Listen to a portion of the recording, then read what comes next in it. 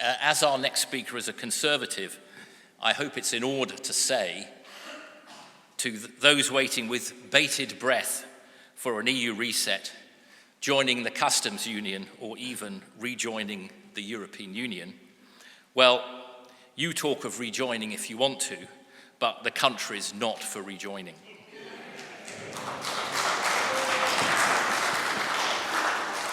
So on to our next speaker. It's an absolute pleasure to introduce him. Sir Ian Duncan Smith, former army captain and former Conservative Party leader and leader of the opposition, of course. And when the Tories returned to government in 2010, he was appointed to Cabinet as Work and Pensions Secretary, a post he held for 6 years. During that time, he was widely credited with the introduction of universal credit, something that was widely praised for getting people off welfare and into work. Does that sound like a bit of a current theme? Boy, could we do with something like that right now. He was one of the 6 cabinet ministers who supported Brexit during the 2016 referendum. He is a major figure in Conservative politics and a consistent voice on sovereignty, national security, social reform, and Britain's place in the world. Pundits have been writing off his chances of holding his North London seat of Chingford and Woodford Green for several elections now, and we're very glad to see those pundits confounded and that he retains his seat. So, enough from me, and please welcome Sir Ian Duncan Smith.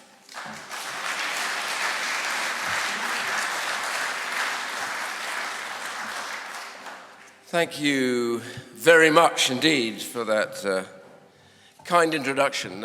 If I could just elaborate slightly on when you said that I was in a marginal seat. At the last election, I was given less than 1% chance of holding my seat by the BBC, and the election before given less than 2% chance of holding my seat. And then suddenly in the last election, my majority went up, which is a distinct embarrassment for me at the moment, as I cannot describe myself absolutely as a marginal, as everybody else in my party went down. So on that basis, I simply say, the fight is never over until it is done.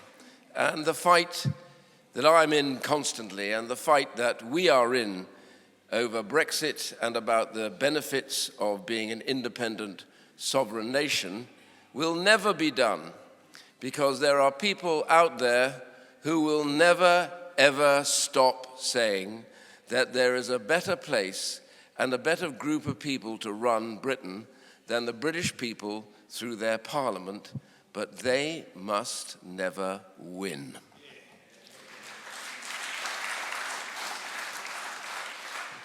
And I just want to start with a small statement on my behalf to make it very clear that whatever else I say is centered on this.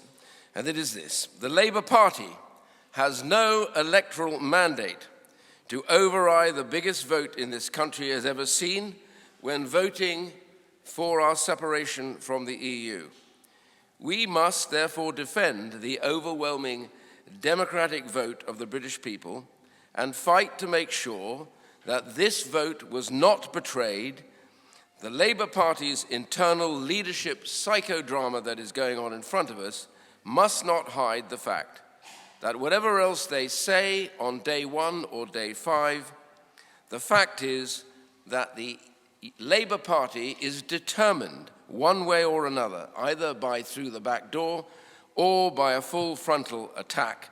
They want to take the UK back into the European Union, no matter what that costs, no matter what the betrayal is. We here today must never, ever stop from defending this bold action that we took. And I see at the back my long-term friend and mentor, Bill Cash, who was the key to centering on this right at the beginning. Bill, it's always good to see you. I must tell everybody here, Bill has now discovered WhatsApp. That's a major forward. He was texting prior to that, but now he's WhatsApp. The only one slight issue here is that Bill dictates to WhatsApp what he wants to say to you. This leads to the longest WhatsApp messages ever known to man or woman in the history of any messaging going on indeed. In fact, it can take you 10 or 15 minutes to get to the end of the point, which as always ends with, "Let's get our ducks in a row," which is his great cry, or in a nutshell. There is no nutshell big enough, Bill, to encompass that, let me tell you. It is such a pleasure, though, personally, to see you here, I have to say, and I have colleagues here, as you know, Mark as well, and an ex-colleague, but now hopefully will one day see the light of day, Andrew Rossendale, but here as well, and I know they share that enjoyment of having you here today.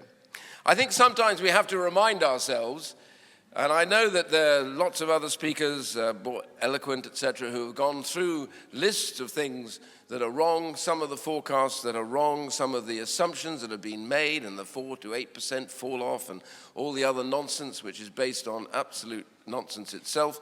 I'm not going to delve into those. I just simply want to return us to the simple point.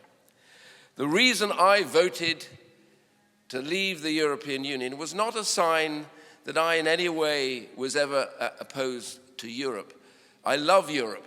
I consider myself to be a European. We are part of the continent of Europe, a continent of great culture, of wonderful expertise, that have created so many remarkable things as we have in the United Kingdom. That is not what this debate is all about. This is not what the vote that we made was all about. I voted, as I hope and believe many did as well, to leave the European Union with sadness, not with a furor or a paean of praise, a sadness. Why? Because I knew from way back at Maastricht, when I first came in 92, when I opposed the Maastricht Treaty, led by Bill in that regard at the time. And we opposed that treaty because we said this is not the thing that was originally joined by the United Kingdom, which was meant to be a trading arrangement, not a government. And we said at the time at Maastricht, if Maastricht goes through, this is the beginning of the end of sovereign government in the United Kingdom, the beginning of the end of parliamentary democracy as we know it, the beginning of the end of the rights of the British people to select, reject, and change governments if they disagree with them. These would be beset by rules and regulations, and we were proved right. Each new treaty that came dug us deeper and deeper into the bureaucracy and the overarching rules of a European Union that did not care about the concept of sovereignty, but only cared with the idea that we must all walk exactly at the same pace, at the same time, in the same direction, even if we didn't agree with it. I remember saying to Bill, when that was the case, I remember saying categorically that if Maastricht goes through, then I don't believe that it's a case that Britain will leave the European Union, but that the European Union is en route to leave the United Kingdom. And that is exactly what happened over the next numbers of treaties that took place. So in a way, you could argue that this vote was ultimately inevitable. And why did I vote there for it? Because I believed in national sovereignty expressed through Parliament and the will of the British people. I decided that we were losing this and we needed to regain it, and thus regain our character and our sense of who we were. But the worst bit about all of this is that those who will do almost anything to reverse this seem to have lost all sense of this country. They feel embarrassed. They feel guilty of us. They decry what we did in the last 200 to 300 years as though we should be ashamed of ourselves. I will never be ashamed of the United Kingdom, its history, and what it has brought to the world. Imagine if we didn't exist. What kind of world would we see? We have the greatest legal system in the world. Why? Because it was made up by people as they found solutions and made judgments by experts to allow people to find an answer through courts and through the power of the courts and through Parliament, no matter how powerful anybody was, they be never above the law. Kings nor presidents, nobody is above the law. The English common law has been taken on by the Commonwealth. Round the world now they govern using the common law. It was taken, of course, even after we had a slight disagreement with one of the colonies over in America, it was taken by them when they made independence. What is the Constitution of the United States written around? What is their concept of their rights, their human rights written around? It is written around English common laws, rights, and perfect principles. That's how they govern over there, and that's how we always governed over here until the infection of European law and required rights imposed itself on the nature of who we were. That is what that vote was all about. It was about restoring us to the thing we know and we had always been governed by. And I'm proud of that. And that is where we should go when we look to enhance what we do as we build away from that process and that time of that vote. English common law, the greatest legal system ever created by man in the world. Wherever it goes, you talk about our freedoms. What underpins freedom? Freedom came from this country, the modern concept of freedom. Why? Because English common law says categorically that every individual that lives, every citizen that lives in this country from early times had the right to be considered innocent in any charge until proven guilty. The concept of habeas corpus, that is to say that you have the right to a trial if you are accused of something. You cannot be arrested, locked up interminably.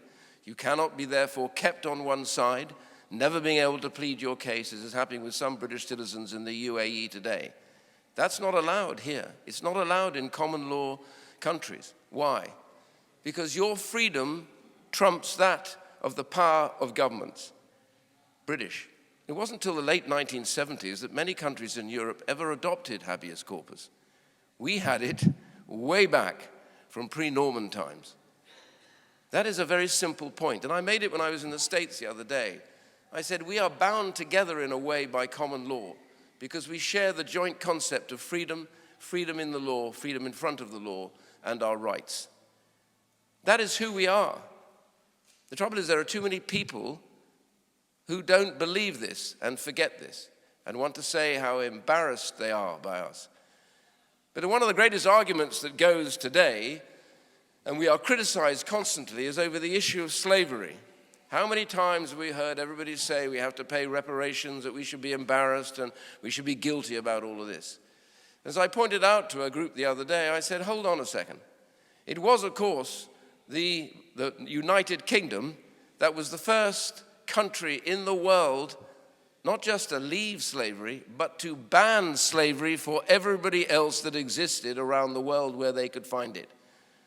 And more than that, for those who want reparations on this, why? Because of common law and the rights of freedom for the individual.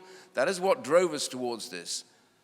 And if you think about it for a second, you know, all that other stuff about having to pay reparations, I pointed out the other day, as a result of that law, first started in 1807, I think, and then ended up finally being legislated fully in 1831-32.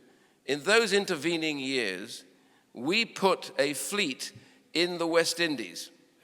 That fleet's cost was the equivalent of today's whole defense budget every year. About 2.6% of GDP was spent not on the armed forces, it was on one fleet in the West Indies to patrol the seas of the Atlantic and others and bring those slave ships to book and to free the slaves. Over 30 years, near on 30 years, we did this.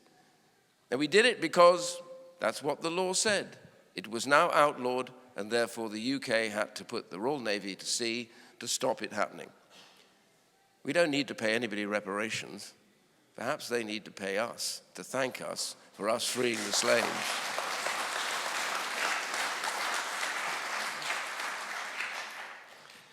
And so all of that base of freedom, that sense of who we are, had got lost inside that morass of the bureaucracy and the peculiar rulemaking and lawmaking that took place inside the European Union. And now we find that the British government wants to take us back in slowly and bit by bit, back into all of that process, without actually even bothering to give us a vote on this. They want to sneak us in. They want to give way on issues and bits and pieces. And the problem, the thing that underlines it most of all, after having had 2 years, this present government has nigh on destroyed commerce, destroyed the free market, destroyed jobs for young people, destroyed jobs for those who would part-time work because they weren't able to do a full-time day. Maybe they were suffering with disabilities. Maybe they had problems at home. All that kind of work is going. Youth unemployment rising. It's all happened because of bad decisions made by a bad government that seemed to have lost the plot as to how you grow an economy. And their answer to that is not to reverse that, but to double down and join the EU. The continent of Europe is the slowest growing continent on the planet. And we want to bootstrap ourselves to this as a way of solving our problems. It's a simple old concept. The problems you have are the problems you solve. You made those problems. You use the powers you have to change them. Don't go seeking somebody else to manage that for you or to change that for you. The reality is, face up to the fact that they have made these huge mistakes. Change them, free the British people, allow them to get to work, allow them to make a profit, allow those who would invest money in the United Kingdom to move back to the United Kingdom and spend their money here. That is why we elect a parliament. That is why we elect a government to make those decisions. We do not need to go to another body in Brussels to say, help, help, because as long as you make these decisions, we will be better off. I voted for parliamentary sovereignty, not for the right to trash what the British people said when they voted in that referendum and then hand it all back to Europe. And by the way, if they think they're going to get a great deal from Europe if they go back, they must be living in cloud cuckoo land. Europe did their level best to block us in every way they could when we actually had a vote to back it up. Look what they're going to do to us if we come cap in hand and on bended knee. Oh, please, please, we made a mistake. We didn't make a mistake. The one thing we didn't do enough of was to use Brexit to develop all the things that we knew we should have done. I produced a paper. It's much bigger than this, by the way, but I didn't think I wanted to lift the whole thing. It was called the Task Force on Innovation, Growth and Regulatory Reform. I was asked to do it by Boris. Sadly, I don't think he ever got past the first page, but the reality is we did name it Tigger, by the way, and he did say to me at the time when he looked at it, grinning broadly as I handed it over to him, and he said, the wonderful thing about Tiggers is wonderful things. Their tails are made out of rubber, their legs are made out of springs, and the most wonderful, wonderful thing about Tiggers is I'm the only one. Well, he was right about that, no question at all. And the thing about it was, we gave 100 regulatory reform changes in that book, all of which would have boosted confidence in industry. We went out and talked to every single group, from the Bank of England, from the city, from the scientists, by the way, that suddenly said to me one day when we were talking, the ones that had brought the vaccine to us in double quick time, a whole group of them, brilliant minds, brilliant people, and they sat down with us during this, and I was taking evidence with them, and they said, we voted to remain. We did not like the idea of Brexit. We did not want to do Brexit. We were worried about the future. And then there was a pause. And then they said, but then we had COVID, and we needed to get a vaccine done very quickly. And then we realized we didn't have to do the tests and trials under the regulations that we didn't like from the EU. Instead of which, we could make the regulations work for us because we were no longer under control in the EU. So we were able to do a lot of the trials and testing in parallel rather than necessarily in sequence. We speeded the whole process up, and that's the reason why we got the first vaccine out the door before anybody else. Now we realize why so many others voted for Brexit. And they had an ask that using the new regulatory freedom, we would set the chance to grow what they call medtech, to make the UK the center of all medical trials and testing for the whole world, using the base of the NHS and of the brilliant scientists that are coming out of universities on a daily basis, who have nowhere to go quite often but end up going into the city, into financial trade, instead of plying their brilliance here. And they said, if you do this, if you make these regulatory changes properly, which we said in the pamphlet, then we promise you we will make this a bigger industry centered on the UK, bigger than financial services, and everybody will come to the UK. The reason I voted for Brexit was to release the talents, the skills, and the brilliance of the British people under the greatest legal system that was about freedom and about choice and about enterprise. To release again the sons, the grandsons, the great-grandsons and daughters of those brilliant people that brought us the Industrial Revolution, that brought us the global trading dominance that we had, those that found solutions to problems, not more problems, but always solutions. This is who we are. We are descended from the most brilliant generations, the generations that produced aircraft in the Second World War, many types when we were under bombardment from the Germans at the time, that produced fantastic creations, incredible, complex things that they made under fire. This is the generation that we stand on the shoulders of.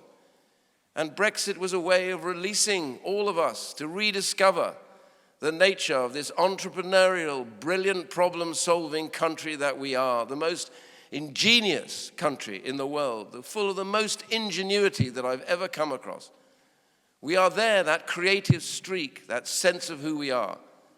It had got stifled, it had got crowded, it had got regulated. Now was the time, as this report said, to get the regulations based back on English common law again, which is simple principle. If it ain't broke, don't fix it. Don't interfere. Don't try and make it better. If it isn't hurting somebody, leave it alone. That's what that report was about. And that is really what I am speaking to you about today. And I'm really going to end on this. We forget too soon who we are. We forget too soon who our friends are. And we forget too soon who the British people are. Those of us in politics have a tendency to take the British public for granted. As they've shown in the last election and in the council elections, they recognize when we do that and they punish us for it. As much as I hate at times not being in government, I would hate even more to have a public that felt downtrodden, beaten, and compliant with authority. I think that we have to learn. That's what our parliament is all about. That's what we as MPs are all about. Learning when the lesson is in our face. We didn't do enough with Brexit. We didn't take the advantages that we should have done. It's not over yet. We've still got time to do it. And I, for one, will pledge myself that the thing I voted on was real, and the freedoms that I believed in were absolute, and that the concept of parliamentary sovereignty is above all, and the freedom of people, individuals in this country, is worth fighting for every day of every year in our lives. Thank you.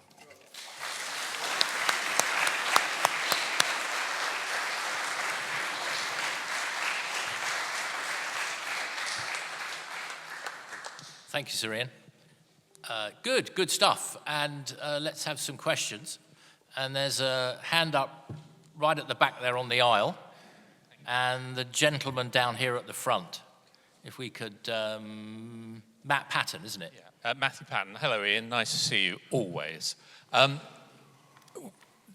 Lots of the presentations this morning talked about the idea of Brexit not being an event, but a process. I think it's something that you talked about very positively and passionately. And I know how passionate you are about this. Looking forward to what the Conservative Party should say about Brexit coming up, my question is, do we think Brexit has been done yet? Should the Conservative Party say something about the Windsor framework and leaving that in the next election? Because until we do that, my question is, are we actually able to achieve all the benefits that you're talking about? Thank you. Back in the early 60s, John le Carré wrote his first book, Call for the Dead, I think, which I'm sure one of our greatest spy novelists. But the subtext on that book was about the subterfuge of the government and how they were constantly trying to conspire and deceive the British people in order to find some mechanism to get into the European Union. And then finally they did. Edward Heath took us in, subterfuge and lies. And now we see that the Labour government lied to us over many things at the general election. And they're now reneging and going back on everything that they said and trying to get us back in by the back door. It seems to me constantly that the civil service and the establishment in our country is trying to solve the problems that they create through socialism by bringing us closer to the European Union, hoping that they can absolve themselves from any kind of responsibility.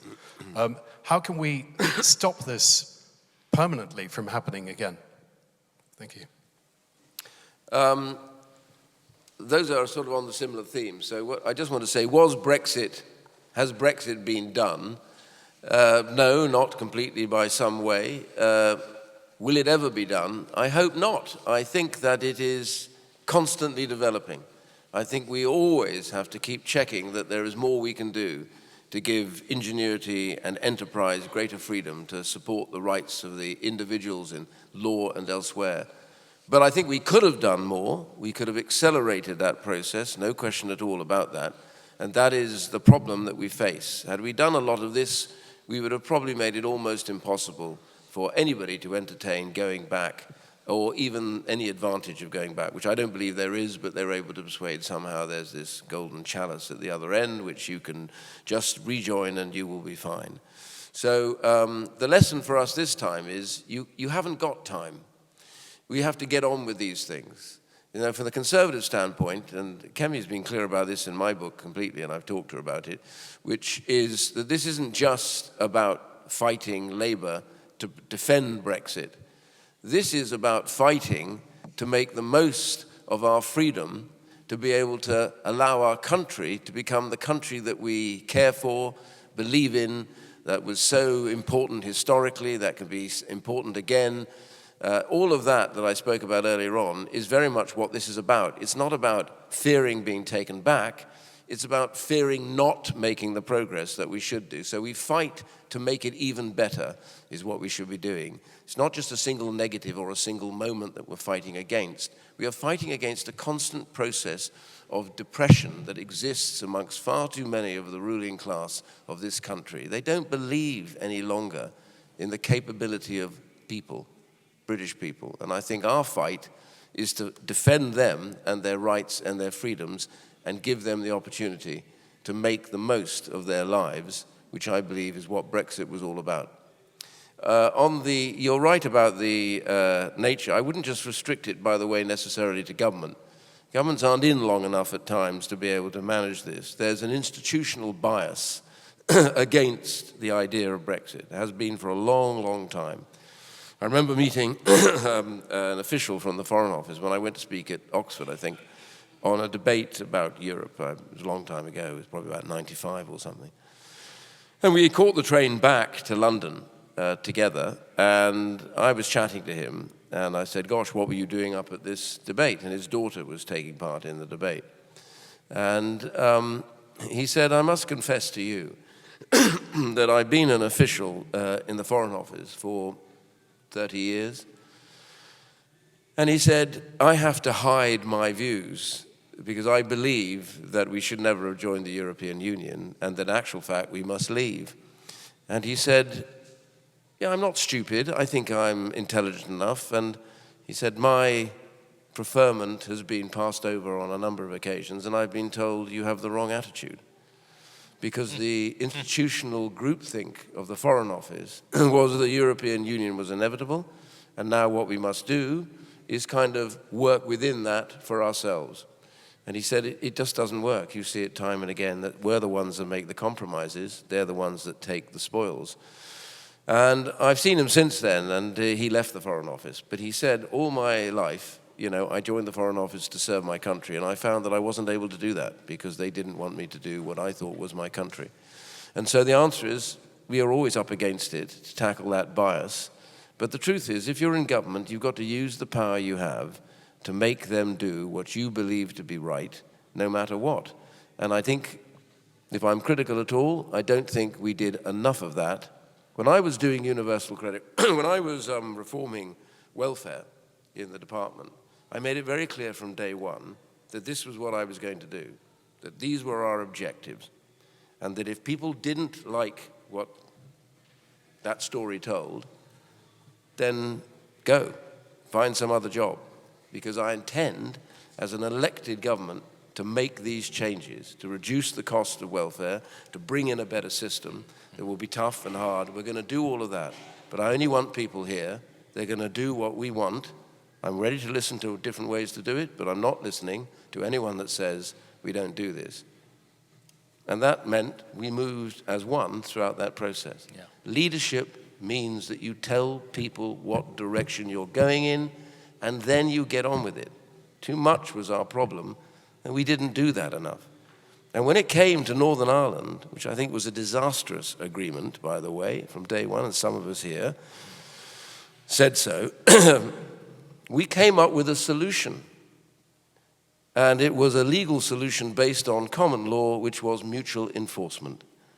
What we should have said to the European Union was, don't weaponize Northern Ireland. You have no right to stir up difficulties in Northern Ireland, which is what they were trying to do. Here is a solution, which is if somebody exports to the European Union and they transgress the rules and the regulations that exist there, then you pass them back to us and we will prosecute them with the full weight of the law in the United Kingdom for breaking your laws. You do the same with your people who come here. You inspect, if you like, and check veterinary certificates, the vets themselves.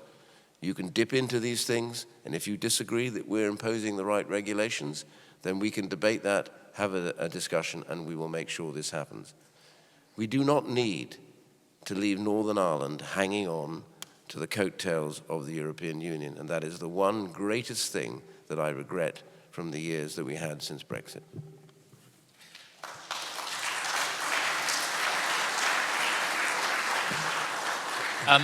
A final question, a quick one from Lembit Opik, please. Thank you. Ian, do you think that Europe has declared war on Brexit because they fear that other countries will follow suit? Yes, I do. And in fact, that was, it's interesting, the negotiating team from Europe was tighter, disciplined, and knew what they were doing. After all, they've been negotiating trade arrangements long after we stopped as a result of handing it all over to the European Union. They knew what they were doing, and they have been the most difficult, most brutal negotiators on the world trade negotiating map. The Swiss came to talk to us after Brexit and talked about it and said, these people will eat you up if they can. The Americans hate dealing with them, and every other country that tries to do a trade deal with Europe hated it because they imposed themselves on them by the weight of their size. He said, so watch it. You need people, they even offered to come and join the team, the Swiss. You need people who know how to negotiate. Instead, what we saw was a shambles.